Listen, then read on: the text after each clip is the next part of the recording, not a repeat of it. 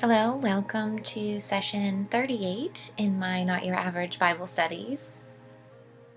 Today is Sunday, August 17th, and it is 1:30 in the afternoon for me on a wonderful day, which, my theme today from my Walter Russell prayer, which I do every Sunday as sort of part of the sacred Sunday routine of mine. I started it, 2 years ago, I think. Or is it 3? I'll have to even look at this, but I think maybe 2.5.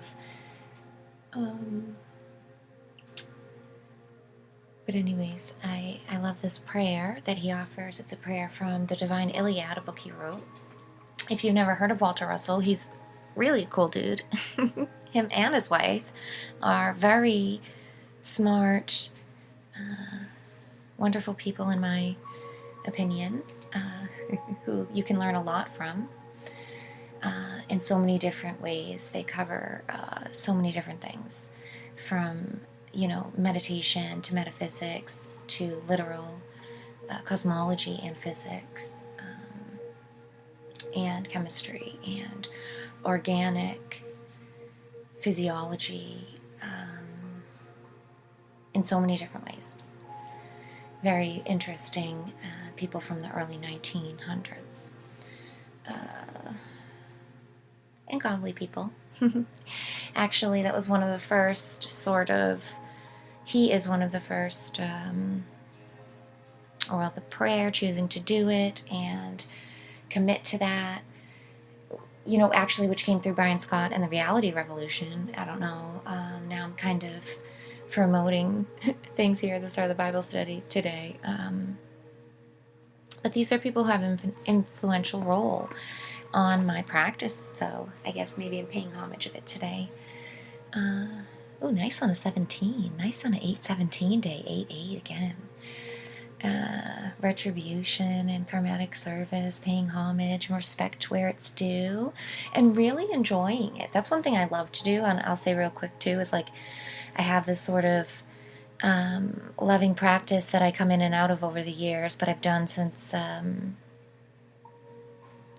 don't know really when, maybe my teens or my earliest, maybe 20, but I think in 19, 18, even before that, maybe, writing these little kind of thank you letters, these little reminders of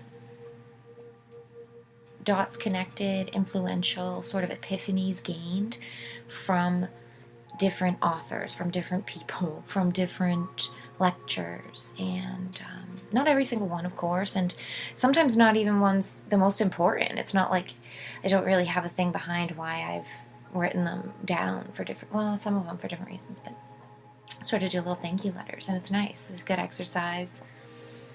Used to, not used to, I haven't done it in a while. Maybe I'll go back to sort of doing that every little while, but I would make infographics even to share on Telegram with just a quick sort of blurb version of the thank you.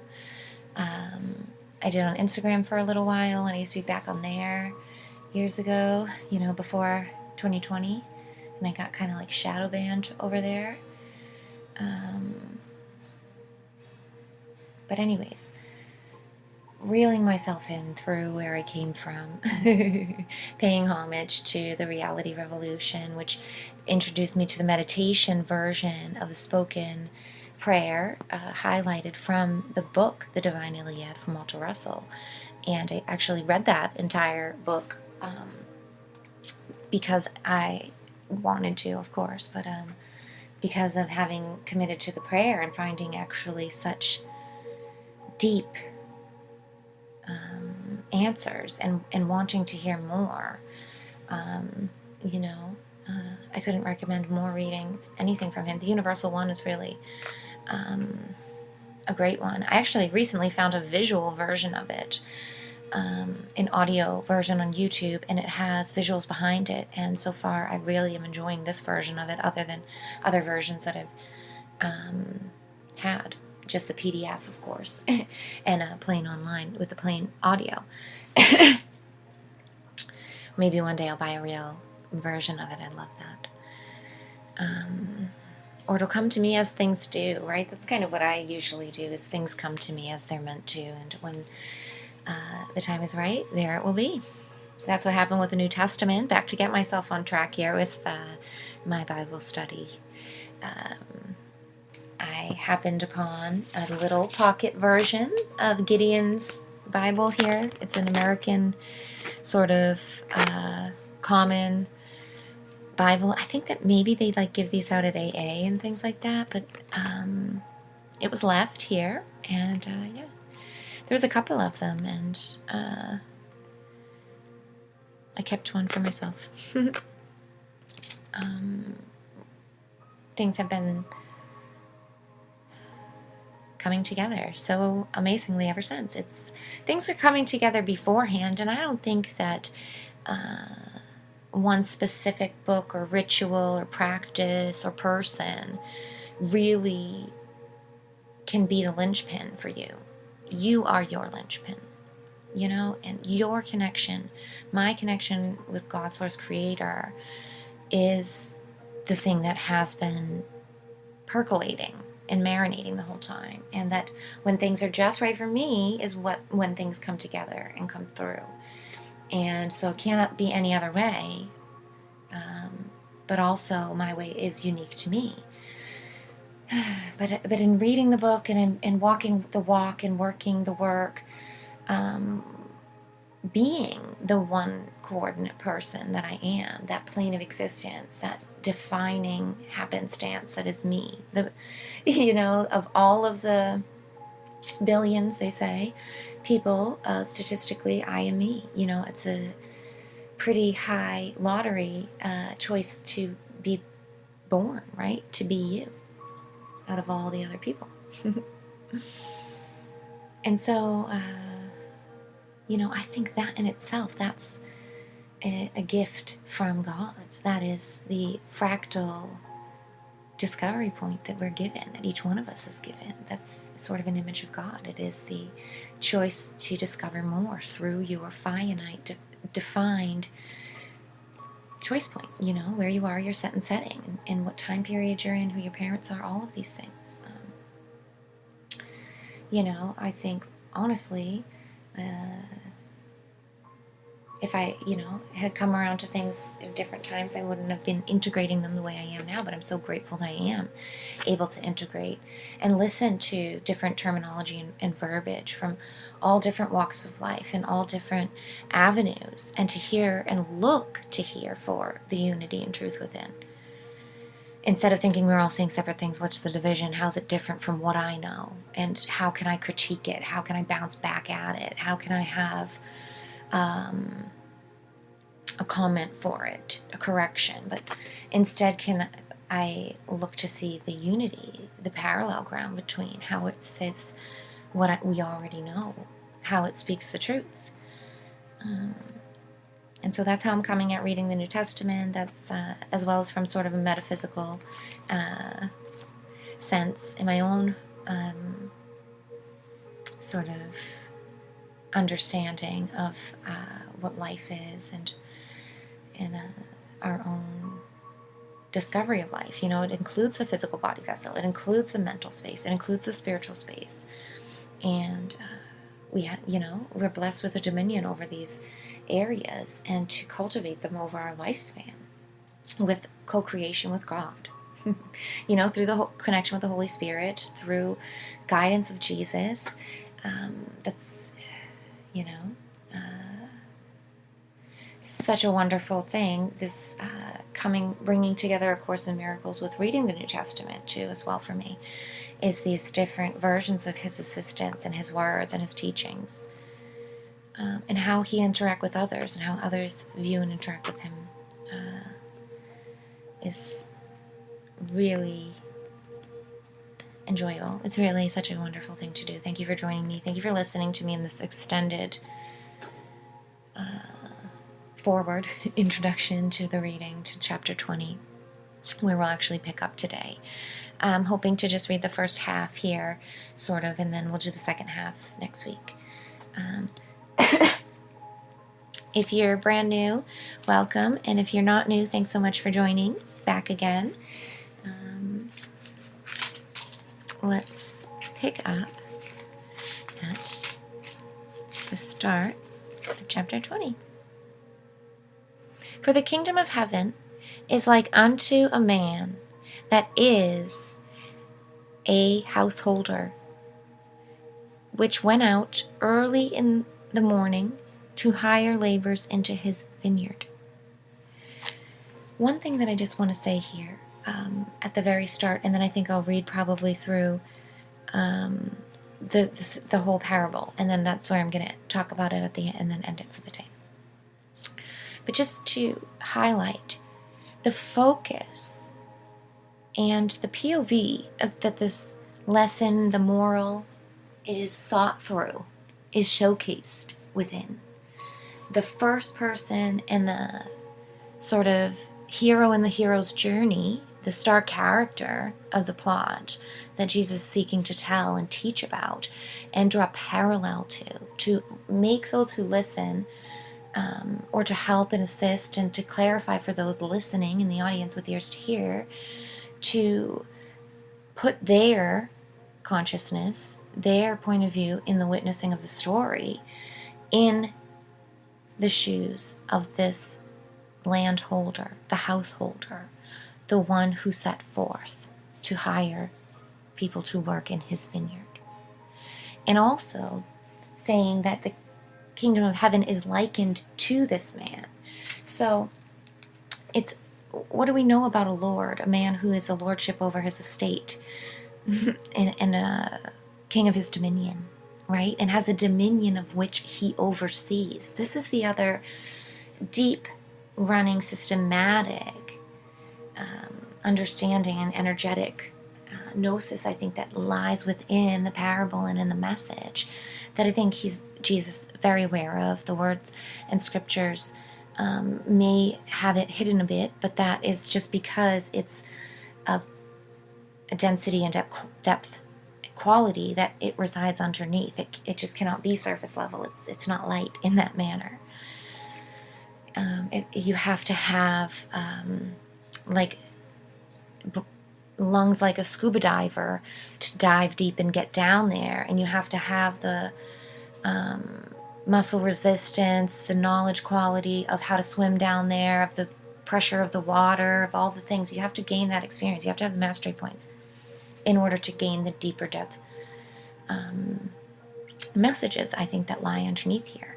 And sometimes we can get caught in the surface level, but I'm just want to open up here at the beginning to sort of lead the way as we listen through here, to try to reside in the space of the kingdom of heaven for your own self, and to stand in sort of that lordship, main dominion of to where you're at an abundant surplus, to where you have processes that you oversee, and you have those underneath you, managers and workers, of whom you delegate tasks and commands to, that you are the point of security, of management, of authority, of high commandship that comes from a place of unconditional love, because they're an extension of you. Your home, your life, your estate includes your wife, includes your family, it includes children, it includes the elderly, it includes your ancestors, it includes all of these people who impact and affect your own life, who you care for. Just like if we break this down into a bodily function and understand that the consciousness cellular level, this is your organs, this is the energy that resides within your body, this is your immune system, this is your respiratory system, your heart, your eyes. These are all the cell consciousness managers who make up and work for your physical body as well. Each one of them benefits from this contractual understanding of what energetic structures and systems function as, and it's all mirrored parallels, and they all make sense, whether you want to see it as a fiction with people, or you want to make it a fantasy fiction and put animals in a sense instead, or whether you want to make it into a spiritual thing, or like I did with the physical body, zooming in and sort of making consciousness at the organ level and seeing your inner scape of your inner universe being alive. Magic School Bus, if you're familiar with that kind of show and idea, where you zoom down into your body and it's all like alive and stuff. These conscious lenses of happenings are wonderful tools for us as creator consciousness if we can remember how to step in and out of them and when, and which perspectives promote the best visuals, the overall highest quality of holistic view, not pigeonhole perspectives that actually at the end of the day turned out to be at the expense of others and are detrimental to the whole, but you didn't realize because you've zoomed in too close, and you've missed the balancing cues. But anyways, let's listen to the parable and hear it try to remain in the state of a holistic view of higher sight and of the king of the dominion, right? For the kingdom of heaven is likened unto a man that is a householder, which went out early in the morning to hire laborers into his vineyard. And when he had agreed with the laborers for a penny a day, he sent them into his vineyard. And he went out about the 3rd hour, and saw others standing idle in the marketplace, and said unto them, Go ye also into the vineyard, and whatsoever is right, that I will give you. And went their way. And again he went out about the 6th and the 9th hour, and did likewise. And about the 11th hour he went out, and found others standing idle, and saith unto them, Why stand you here all the day idle? They say unto him, Because no man hath hired us. He saith unto them, Go ye also into the vineyard, and whatsoever is right, that ye shall receive. So when even was come, the Lord of the vineyard saith unto his steward, Call the laborers, and give them their hire, beginning from the last to the first. And when they came that were hired, about the 11th hour, they received every man a penny. But when the first came, they supposed that they should have received more, and they likewise received every man a penny. And when they had received it, they muttered against the good man of the house, saying, These last have wrought but 1 hour, and thou hast made them equal unto us, which have bore the burden of the heat of the day. But he answered one of them, said, Friend, I do thee no wrong. Didn't not thou agree with me for a penny? Take that thine is, and go thy way. I will give unto this last, even unto thee. Is it not lawful for me, to do what I will with my own? Is thine eye evil, because I am good? So the last shall be first, and the first shall be last. For many will be called, but few chosen. And now, when I first read this, I thought it was injustice almost at first. I kind of agree with the laborers, that it was not fair. But at the same time, to sit with that and to leave open space to just say, okay, although it doesn't rub me the right way particularly, I'll just leave it and continue on, reading it, which, like I've mentioned in previous episodes, I'm a little bit further ahead in my own personal readings of the New Testament, even though this is my first time reading through it. It's not my first time live reading this right now, this moment. I started reading Matthew last summer on my own, and I found it so influential and impactful. I found such systems language within it that I just thought, wow, I never in my life ever thought that I would be doing a Bible study. I never thought I would read this and make videos about it, share it, put it out for others to listen to, even to be sharing the gospel in my own way is now what it feels like to me. And it's so different from anything I ever thought that I would do or be involved in, except for the fact that it's telling my truth, which I've never stopped doing my whole life and I've always done. Sometimes to my own detriment, sometimes to ill consequence, sometimes in ways that I will have to say, I wish I said that better, or wish I had thought more, actually, before I spoke. Which has been, other ways to learn over the years for myself. But when I've come around many years later now, 38, and coming up to religion this way, the New Testament, to Christ, to knowledge of the truth of what that could be, I'm happy that I've done it this way, as I mentioned at the forefront of this podcast. Because I wouldn't just be listening to that and say, oh, I don't like that, throw it away, or oh, that's odd, or oh, this is hypocritical, or oh, this is mind control, this is slavery, this is teaching people to just take what they get and be happy with it because God said so. Like, it's making, these are hypercritical things that pass through my mind, and that I know that if I was younger, they're definitely things that I would have, it would have turned me off from it,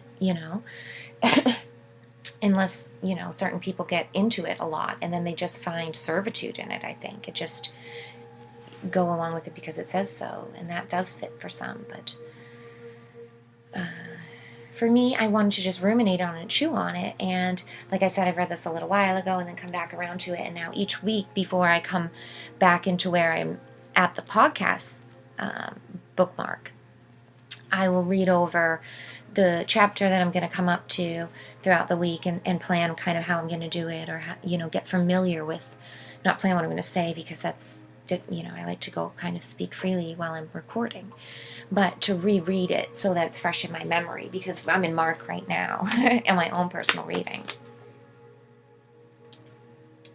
Having some water. Forgive me for not editing.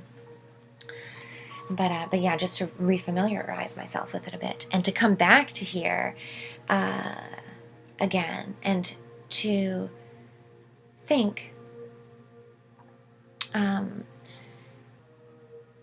And I'm getting a little too long now, and I am limited in my time, because not even in my own personal time, but because the app that I usually make these videos with has now limited the size in which the free platform will turn into a video. So I'm gonna have to wrap it up, but meaning to say, I read the entire scripture I wanted to read anyway, so it's wonderful that we're there, but I wanted to sort of just touch on the one thing about those who are ready at the beginning, those workers who are there, who were hired for the penny at the start. There's different people ready for different times, just like there's different qualities of people to do different work. Everybody can't do the same things. It's different here. We're made of manyness and an exploration of manyness, and so those who are ready and willing to work that day for a penny at the start of the day, they pride themselves on that as well. This is the thing. Those for chosen first are happy to take that job and are happy when they get it. How can you renege that happiness that you've already given? You should just honor yourself and work the good day, knowing that actually when you put in the service, paying it forward all day long by doing good work there in the vineyard, because you're a good quality worker and you understand what it takes to put a whole day in for work each day, you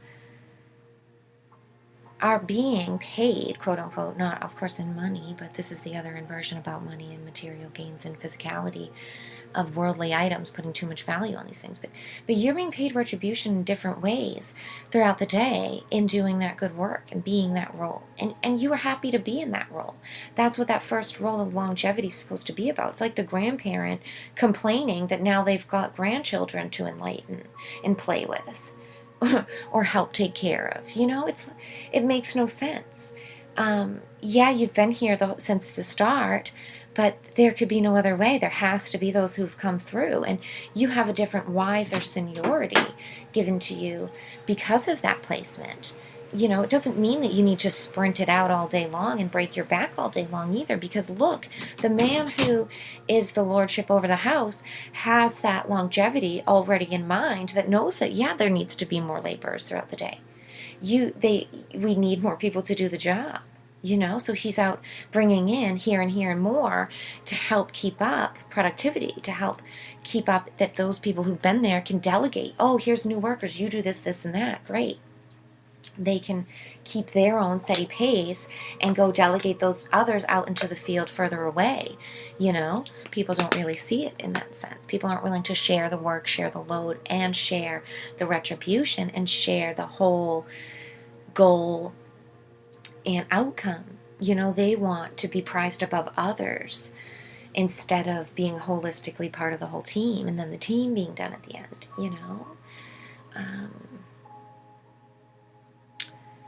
So I think that's what I have to say for now. I hope I don't have to cut this around and edit a bit, but I might. So we'll see if that happens, what I can keep and what I can't. But thanks for listening. Thanks for being here this Sunday, for giving me your ears, and for listening to my take on chapter 20. I hope to see you next time. Bye for now.